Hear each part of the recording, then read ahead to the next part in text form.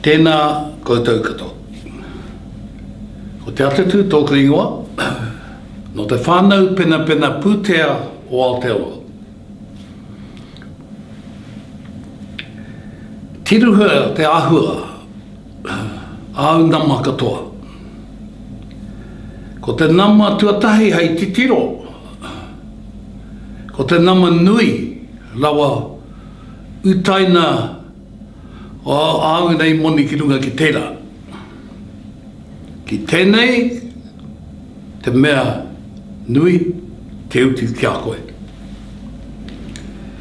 I a koe ware ake ana, ki te nama tuatahi, kaua e ware, ke e tehi atu o nama.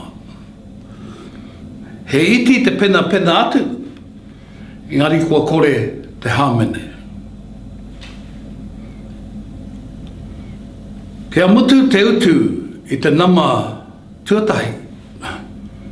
Ka huri i te tuarua o ngā nama nui. He mahi pēnei, haere tonu, te utu haere o te nama, ka kita koe kua kore haere o nama. Tirohia ngā kōrero,